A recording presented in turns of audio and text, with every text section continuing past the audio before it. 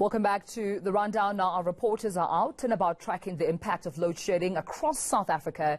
And we head over now to Durban, where Mawande Kheswa joins me now live to give us just a breakdown on the realities there. Now, of course, Mawande, we had a conversation about how big and small businesses are affected by load shedding. But what is the extent in Durban, where we know, of course, it is also the hub of business?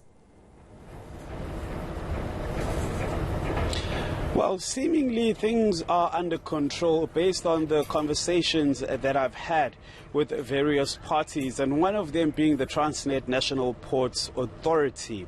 At this moment in time, we are at the harbour, and behind me you might be able to see some of the shipping containers that are ready to dock, and some of them are waiting to head out. So my conversation with them was the fact that they told me that they do have contingency plans, and load shedding doesn't really affect the admin or the day-to-day business operations of the shipping containers coming into the harbour. So that side is not affected, because they said that they do understand that such things would have detrimental effects to the economy as well as to the city as a whole.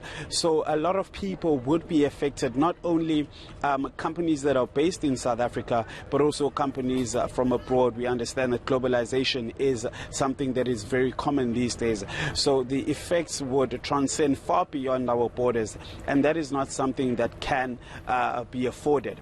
So they do have contingency plans. Their businesses, or their buildings rather, have generating power, as well as on the port, those critical operations. I was also able to speak to the stakeholders at Ushaka Marine World, and they also informed me that the show goes on there. The dolphin shows, the seal shows, they continue. The aquariums, there are pumps that are pumped. There are pumps that are powered by generators as well, to ensure that the sea life there does not suffer, and also to ensure that business continues even when we are experiencing load shedding.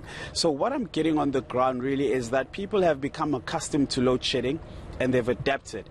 You will remember that, if I'm not mistaken, load shedding started at about 2008.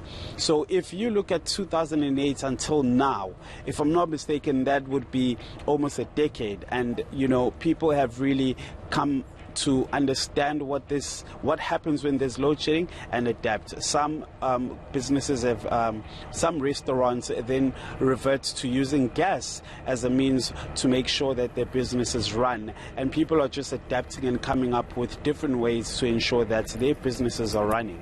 All right, thank you so much, Mawande Kheswa, for that update live in Durban. Now